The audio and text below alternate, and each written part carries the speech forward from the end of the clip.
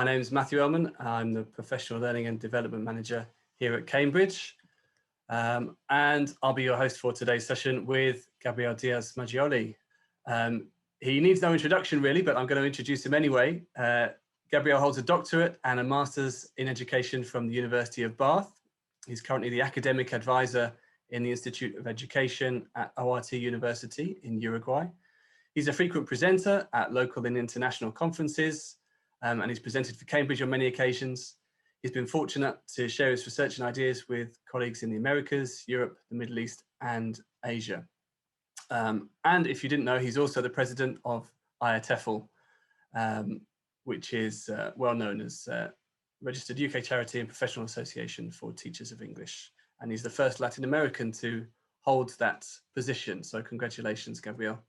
Let me hand over to you and enjoy the session, everyone. Thank you very much, Matthew. And is this such a surreal time to say good morning, good afternoon, good evening? I don't know. Recording made available for you to view again, and you can look for that next week on our YouTube channel. And if you replied to the invite for this event, then you will receive a certificate next week as well. So without further ado, I'm pleased to welcome Gabriel Diaz Maggioli, who will be talking to us today about cooperation to collaboration and teachers helping teachers. He needs no introduction really, but I'm going to introduce him anyway. Gabriel holds a doctorate and a master's in education from the University of Bath. He's currently the academic advisor in the Institute of Education at ORT University in Uruguay. He's a frequent presenter at local and international conferences, and he's presented for Cambridge on many occasions. He's been fortunate to share his research and ideas with colleagues in the Americas, Europe, the Middle East, and Asia. And if you didn't know, he's also the president of IATEFL, which is well known as registered UK charity and professional association for teachers of English. And he's the first Latin American to hold that position. So congratulations, Gabriel. Let me hand over to you. And enjoy the session, everyone.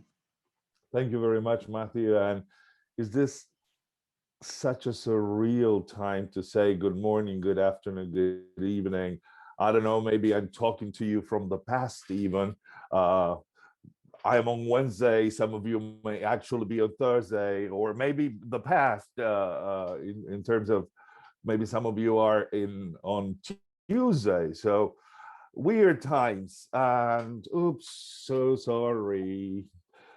You know, no matter how much Zoom you do, there's always something. Okay, I would like this session to be truly interactive because, I mean, unfortunately, we cannot be together in Cambridge. Wouldn't have been great. But the idea is, I've been toying with this tension between cooperation and collaboration in terms of how teachers can help each other, and thinking particularly about what is going on in the profession nowadays and where we are moving towards. I think it is an important distinction to keep in mind. Do we aim to have institutions where teachers collaborate, or where teachers simply cooperate? What are the challenges that are associated with each of these two modes of interaction? And what practical ideas can we get as managers, as school owners, as authorities in educational institutions to help teachers help themselves and their peers? So to get us started, I have a simple question for you, right? And unfortunately, it's a maths question, right? Can you share in the chat the answer to this simple equation?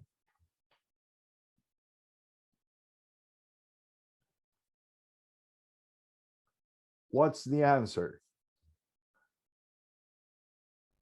2, 2, 2, 2, 2, 2, 2. Okay, what if I told you that the answer to this equation might be this one? Can you think, oh, somebody wrote 3. Can you think of a moment or a situation where 1 + 1 = 1? and it does not equal to marriage. Idolina, that's a wonderful, wonderful answer, Idolina. Thank you very much. Partnerships? Good. What if I told you that the great George Bernard Shaw put it in a very simple term? And it's the quote that I'm going to share with you is the epitome of what I want to achieve today with you, this idea of collaboration. He said, if you have an apple and I have an apple, and we exchange these apples, then you and I will still each have one apple. But if you have an idea and I have an idea, and we exchange these ideas, then each of us will have two ideas.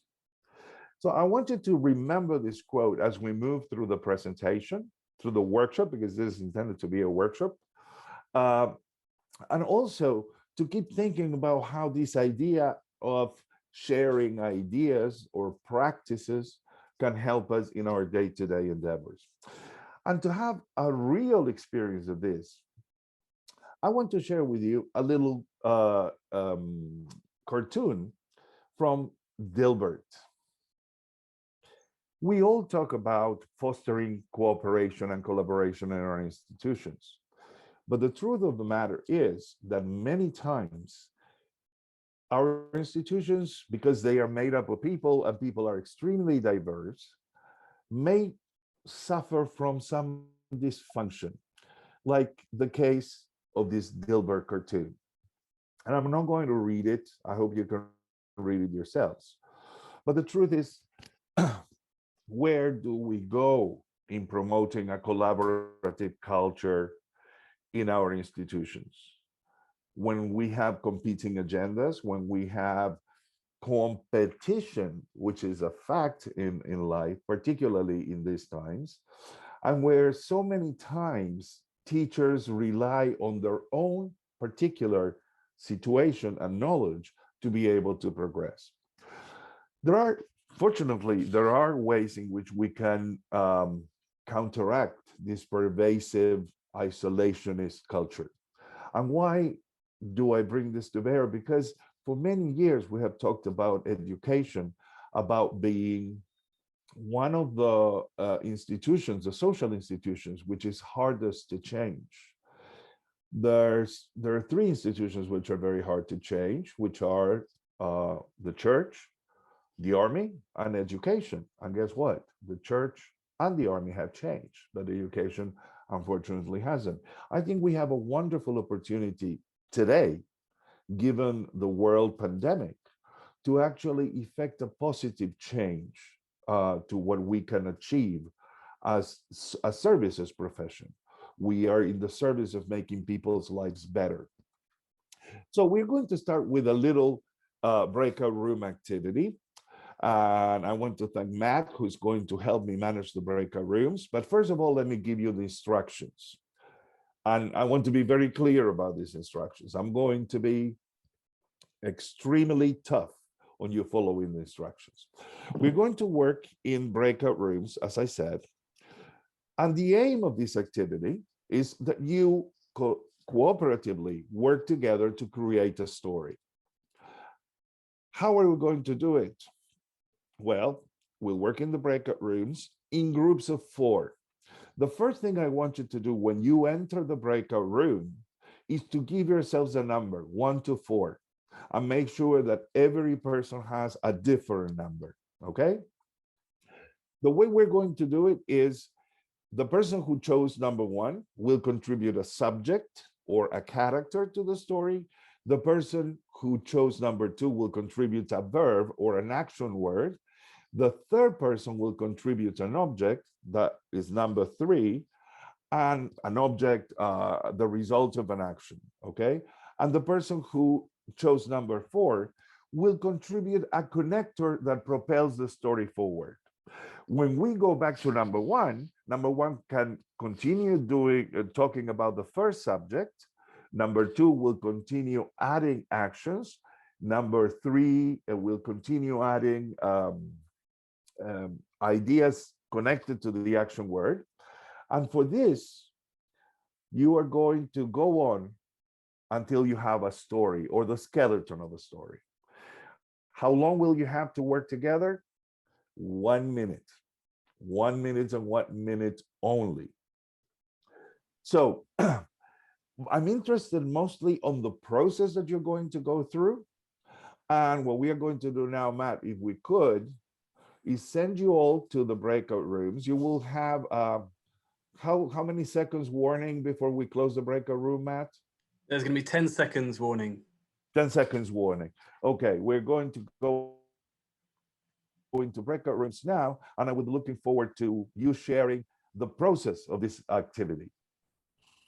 Okay, let's have a little talk about the process. How many of you could actually achieve what you were supposed to achieve? What was the process like? Yes, Paulina. Open your mic and share, please. Well, we had 4 people in a group, 2 people participated, and we created quite an awkward story about a chef that runs a kitchen, but we didn't know like why, and as for the consequences and reasons, that was definitely a big black hole. So can I interrupt you for a second? You said that you were 4 in the group, but only 2 people participated, right? Yeah, exactly. Interesting. The same for Any us. other Same for us. Just 2 people. Just 2 people participated. So we'll spend like we had 10 seconds, maybe 15 seconds to decide who's number 1, who's number 2. Then we were very gracious, giving like a permission to each other to start, and so and But then we chef runs the kitchen. Better than one. Okay, let's do something now. Let's forget about the numbers. We're going to do another activity, right? And the activity has the same purpose, is to tell a story. Once you go into breakout rooms, just start with once upon a time, follow any order. And the idea is you have 1 minute to create a story. And let's see how this time around the activity works, okay? So Matt, if you please. Should people be in the same groups, Gabriel? Yep, it's all right. Yep. Okay. Okay, so how was this second activity different from the first one? What did you notice there? Easier. Easier, Elizabeth. Why? Because we just started once upon a time and the next person continued and the next person continued. So we didn't get to the end of the story though. Okay, but we only had 1 minute. It was unrealistic of me to get you to create a story in 1 minute. But did you notice there was an increase in participation, or Yes. was it the same thing? Well, we were only 3. Somebody must have got cold feet. No, we were Okay. more relaxed because we knew each other for 1 Okay. minute.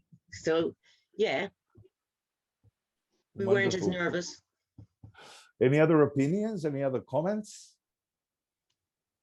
I think that with the short notice, anyways, there's always going to be someone who might contribute a little more or be more active, and someone who will kind of take the back seat. Yeah, that happens a lot. That happens a lot.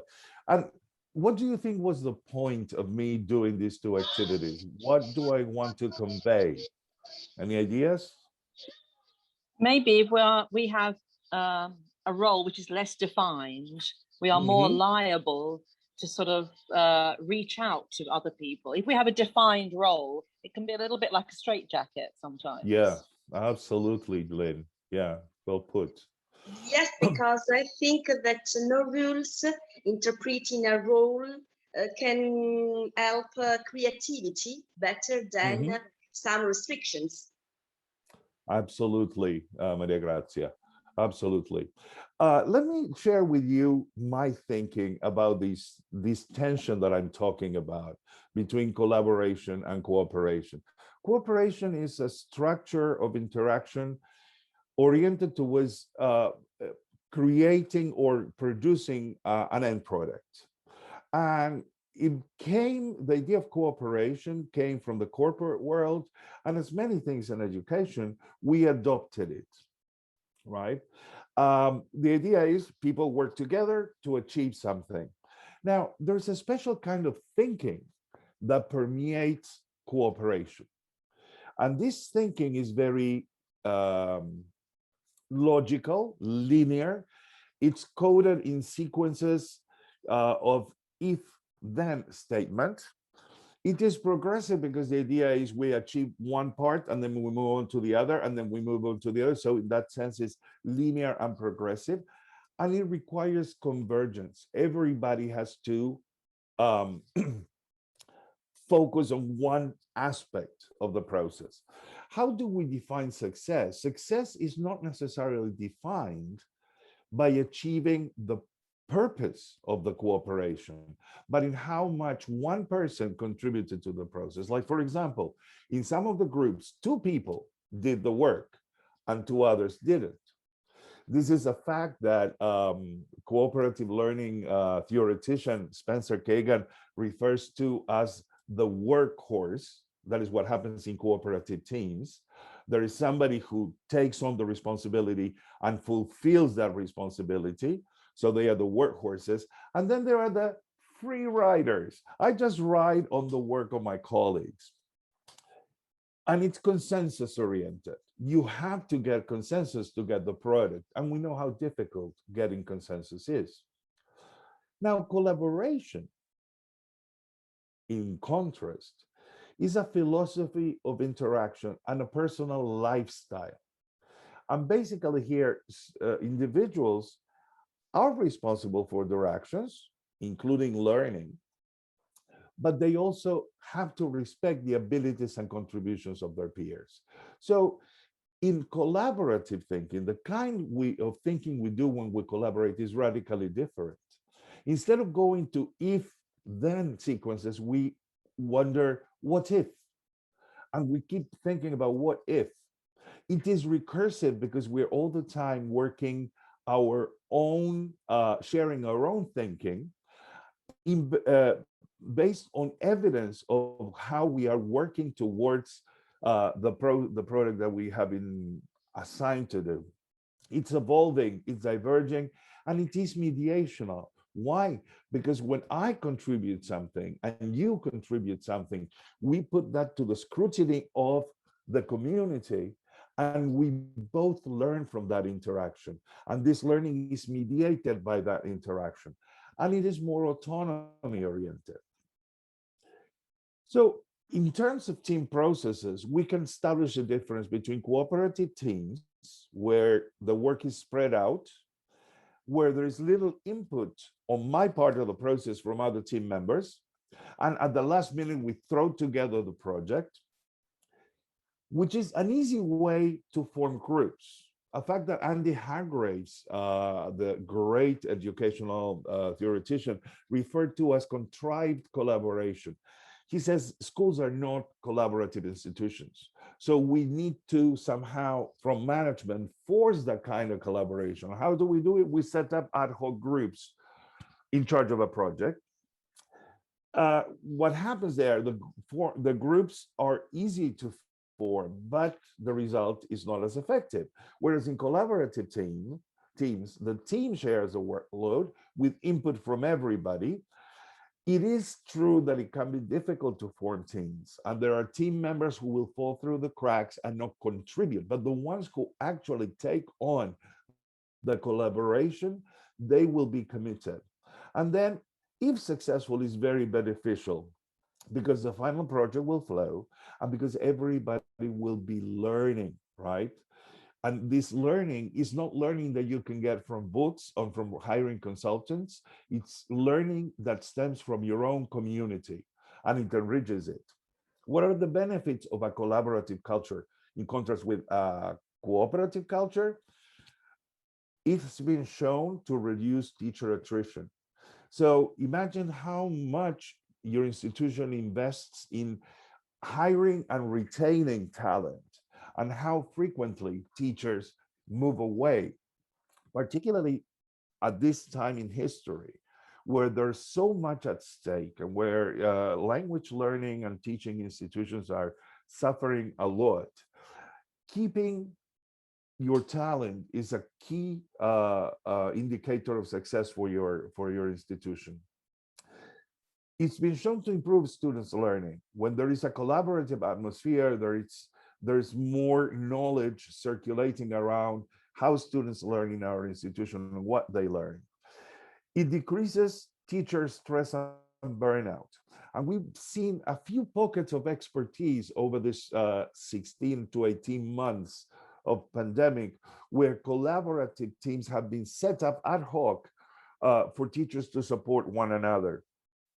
Then creating the kind of schools that attracts talent. You know that if your school is one where people collaborate, where they are always learning, where students are learning, and it has a nice atmosphere where competition, as I would like to call it, co-competition, it's cooperation and competition, it's done in a healthy way, that creates a school culture which is conducive to attractive talent. Of course, it enhances teachers' job satisfaction. And one thing, it enhances teaching performance that results in enhanced student learning gains. It's been proved that in educational institutions that are collaborative, that where students have to sit for standardized tests, their test scores are much firmer or stronger or higher than in an institution that fosters only cooperation. So what are the key factors in collaboration? It's a tricky one because collaboration depends inherently on personal investment, on the voluntary effort of educators to improve the school and their own teaching through teamwork. And for this, three factors are key. The first one is shared expertise.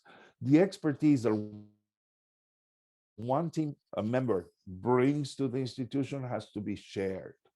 The second one, it's looking at multiple solutions, not looking through a tunnel whenever we need to do something, but looking for what are the possibilities. And last but not least, the goal has to be a common goal. Now, Silvana Richardson and myself wrote a white paper for Cambridge University a few years ago in 2018, where we talk about professional development. This is freely available on the Cambridge site, it's Cambridge ELT papers. And there we posited that it's true that teachers need professional development. And never has this been truer than at this moment. But also institutions have their own goals to accomplish, and teachers are a fundamental part of the institution achieving the goal. So we made a difference between what we might call mandated professional development and self-selected professional development. This is where having a common organizational goal, seeing a vision of our institution towards the future is fundamental. And we need to brace ourselves for the changes that are going to be the result of what we are going through now. Teaching will never be the same after we go back, we leave this pandemic situation. Institutions are not going to be the same. Why? Well, basically, because the conditions that we used to work with have changed. Here are a few areas of organizational development that we need to bear in mind. Think of the structural part. Basically, your institutions, if they are anything like any other educational institution, will have a shared space for teachers, shared space for students. There will be places where teachers and students meet. Now, with the advent of this kind of online teaching and learning, meeting the structural side, the structural part has been destroyed, literally. We are just a Zoom or a Meet or a Teams call away or a WhatsApp message away. So think of the conditions for collaboration of the structural. If you want your institution to actually help teachers engage in collaboration, you need to provide regular opportunities to meet. One of the good news about having worked through this pandemic was that where some teachers were a little reticent to working from a distance, now this has become our way of being. So maybe the regular opportunities to meet do not have to be bound by a specific time and place. Now, it's important that if you are looking for any advancement or project to be developed in your institution, that it's spread throughout the term. And this space for informal discussions to work together, I always say one of the best investments the institutions I've been working for have made is basically this webinar or video conference facilities to have a dedicated um, license to use these applications that allow us to share information, to communicate, to teach and learn from one another. At the interpersonal level, it's important that the leadership of the institution possesses progressive forward thinking. One thing that I have been droning on over the past 6 months is we have to be very aware that when we go back to face-to-face teaching again, we cannot forget that students will have learned different ways of learning by having gone through the pandemic, and that they will expect that we teachers capitalize on that. There is an inherent danger to the romanticized view of, oh, when we go back to face-to-face teaching, things are going to be resolved. On the contrary, when we go back to face-to-face teaching, we will be forced with accommodating a much more diverse set of learning preferences from our students. Some of our students have said it. I mean, I learn best online and not on site. So if you have ever tried hybrid teaching, I have, it's really difficult to have part of your group taught at the same time as the on-site group from a distance. Now, at the interpersonal level, I would have enormous faith and trust in my teachers, and I would involve them in helping us as an institution achieve the purposes of any kind of move forward that we think about, done by teachers and with teachers, because you know what? They are the ones who have actually kept our institutions alive. And of course, that implies having very diverse groups. So this diversity at the personal level and at the interpersonal level implies that there should be opportunities for different teachers to tackle different projects. At the level of personal involvement, we need to look for what is it that the teachers that we have really need, looking at individual learning needs, and to enable collaboration in projects that bring out the talent that we have in the institution. That means identifying people who can think and come up with creative solutions, identifying people who can communicate, people who can be critics in reflecting about our actions, how we are doing and where we are going, people who can share the success of the institution. And all these actions, the thinkers, the communicators, the reflectors, and the sharers engaged in activity generate a lot of situated learning. It's learning about how we can make our institution the best institution it can be. And then at the theoretical, practical level, because everything has a theoretical foundation, it's not just pragmatics. It's important to help teachers develop the language and the reflexivity to deconstruct their practices. We need to learn now more than ever how to unlearn what we have learned. Because we cannot forget, this year has been emergency remote teaching. It has not been working through rigorous distance learning. This is just a temporary solution to provide access to education because we cannot meet face to face. So we cannot claim that we have learned how to do distance learning.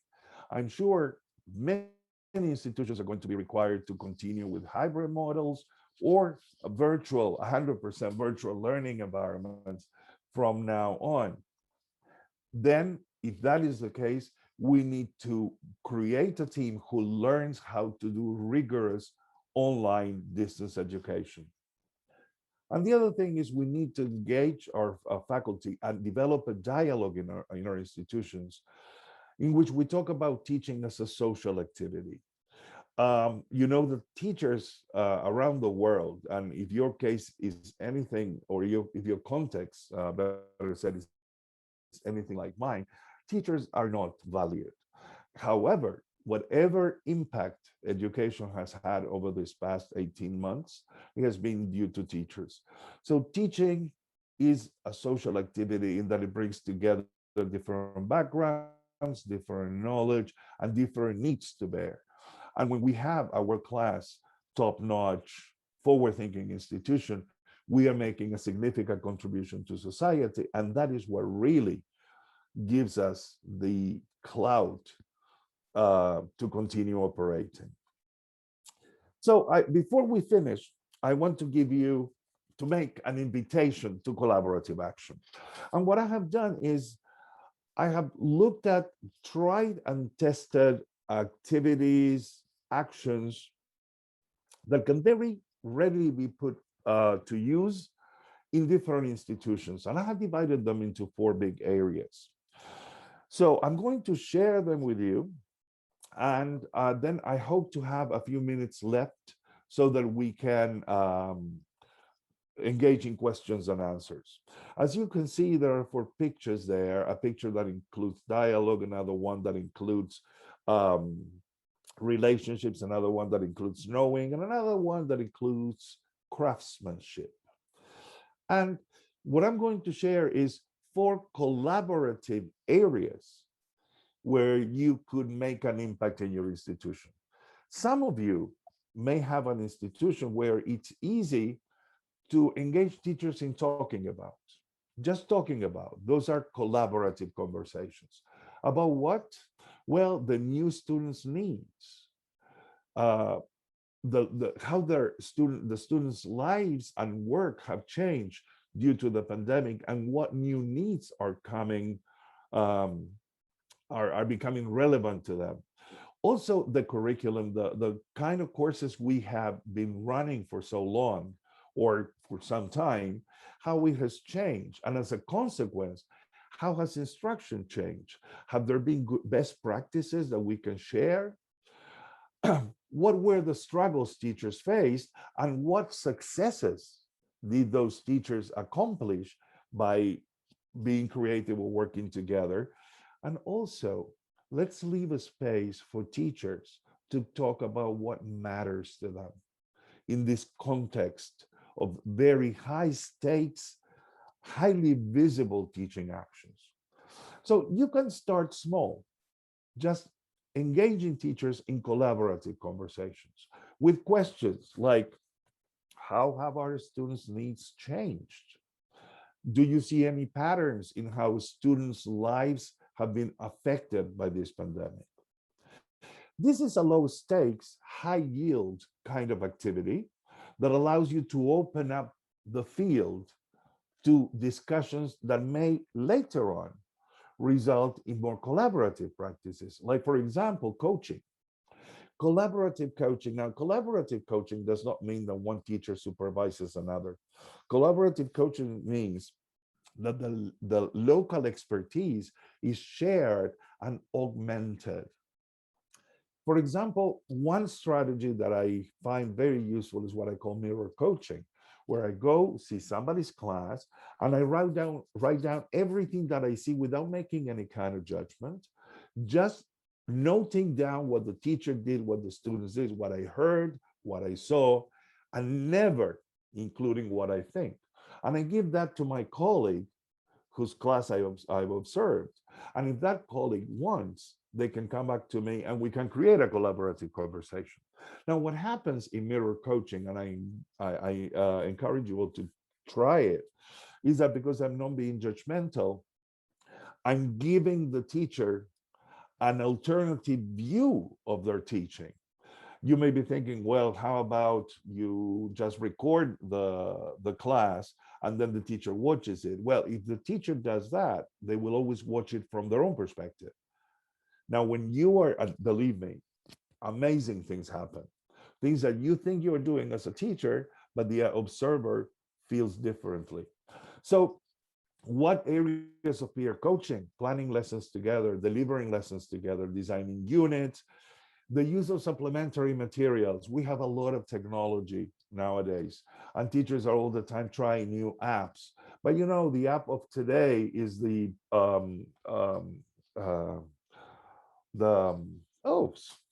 the new app today is out by tonight. So it's not about the materials that we use, it's about how those materials cater for students' needs and learnings. Adapting context, creating short instructional videos, for example. Modified instruction. Notice that I don't say differentiated instruction, but modified instruction, because the way we're doing things now is completely different. And of course, assessment.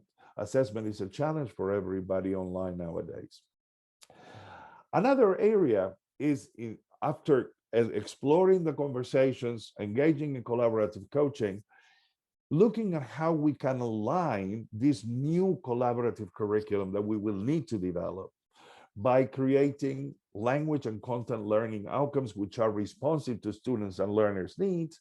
Unit goals, maybe a unit that we used to teach on site that had a high yield goal nowadays can only have half of the expected attainment of the goal. So reforming those things, creating curriculum maps, actually sitting down with technology, mapping out the things that teachers do, the supplementary materials, the resources, and then adapted text and materials that everybody can profit from. And last but not least, this area that I call collaborative craftsmanship, which is more exploratory and intended for future decision making. We will receive students who have had an interruption in their educational process. So we need to explore the background knowledge that they bring with them and how that background knowledge can be conducive towards new learning or may stand in the way of new learning. Of course, looking at students' prior learning, both on site and online, and looking at what habits of mind they have developed in terms of that. How we do peer coaching in our institution. A lot of institutions say, oh, we do peer observation. Is that a valid way? Maybe there are other peer coaching moments. Doing things like lesson study. Lesson study is a form of professional development that got started in Japan, and it has been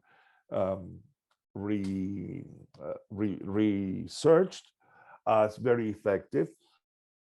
And basically, those are all the other activities. But before we go, I would like to know, in terms of your cases, and here we're going to launch a poll, which of the four forms of interaction do you think can be most readily useful for your institution nowadays? Let's look at the poll.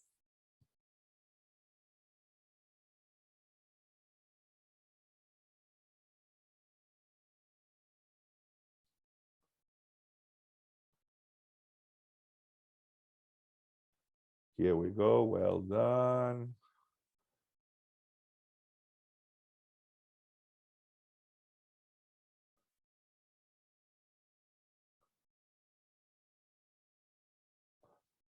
Okay.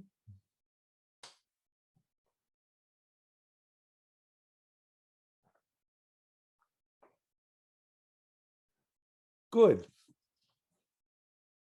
You know, idea number one got 50%, number two, 46%, number three, 17%, and number four, 25%, which is pretty much reflective of reality. And you can see the results there.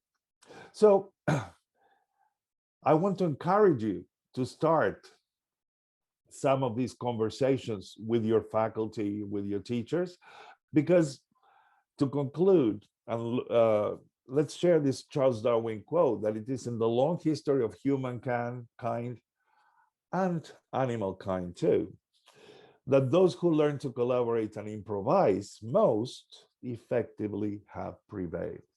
So my dear colleagues, I want to thank you very much for your time, for attending this session. Sorry that I have rushed over the last part. And I don't know, Matt, if we have any time. We have 1 minute to answer questions. Sure, I'm sure we can take 5 minutes to put questions to you, Gabriel. So if you do have any questions, please put them in the chat box, and Gabriel can answer them. Sorry, in the next few minutes. I have one to start, Gabriel, if that's okay. I'm wondering what the role of experienced teachers in the institution is in these collaborative activities that you talked about, because is it the case that experienced teachers need to take on a greater burden? Not necessarily. If you read the Cambridge paper we wrote with Silvana Richardson, there we present something called the teacher's choice model. And basically, we divide teachers in terms of their experience and their awareness of how updated or not updated their knowledge is. And basically, you can see that, for example, if you have a teacher who has very updated teaching knowledge and they are very aware of that knowledge, they can become mentors to other teachers. They can be in charge of running the in-house teacher training. They can perform lesson observation or be at the receiving end of a lesson observation. Whereas a teacher who is perhaps not necessarily younger, but less aware of how updated their knowledge is, may participate as a mentee or collaborate with this particular teacher in developing a curriculum unit. So the idea is to have an equally balanced offer of development opportunities for the institution and not overburden the teachers. That sounds great. Thanks, Gabriel. We have a question from Joy. Would it be a stimulating mindset to encourage collaboration? I would definitely say so. In the Institute of Education where I work, we started this process last year when we were all of a sudden in 24 hours, we have to switch all what was exclusively on-site teaching to exclusively online teaching with 4 different schools in the university, which is the biggest private university in the country. In this country of 3 million people, this is a big university with over 2,000 faculty members. So according to other parts of the world, those are minimal numbers. To us, it was huge. And one of the things that we did is we looked at what cooperative practices were in place at the level of, for example, each of the subjects in the curriculum in different schools. You had like the full professor teaching alongside the head of department teaching alongside the faculty. And we looked at how to include one collaborative activity instead of one cooperative activity, which was the culture of the university. And I have to say, it's resulted in amazing changes, right? Where there is a flatter leadership style, where teachers are taking the initiative and they feel valued. Like yesterday, for example, we were doing a training yesterday evening. We are now in what we call the winter break. And in 2 weeks' time, we're going to start going hybrid for the first time in the university. So we've been conducting training. And who is doing the training? The teachers who wanted to explore a particular hybrid model. They were mentored and coached by the Institute of Education in terms of professional learning. How do teachers learn? And they're the ones running the workshops. We didn't need to hire anybody from outside. And they did that through trial and error, right? Basically, challenges of the online component with other faculty acting as on-site students. So brilliant. Give it a try. Give it a try. Great. Thanks, Gabriel. One more question, I think. This is from Julia. How can we make it seem like it's not more work to do to be more collaborative? Yeah, I can relate to that. Well, basically, start with the early adopters. Target the early adopters. There's always going to be a group of faculty who will accompany innovations, who will have perceived the need for that innovation to get started, and give them some release time. I always say we pay a lot of money for different things in our institutions. If we just gave teachers 1 paid hour a week, just 1 paid hour a week, which is a minimal impact on the budget, that will give them release time to engage in these kinds of projects, and we will get more teachers on board. But start small and with early adopters, and just trust the teachers. Give them, let them create the space for them to come together, to come to you with initiatives, with questions, with motivations. Great advice. Thanks so much, Gabriel. That's all we have time for, I think. But thank you so much for such an inspiring talk.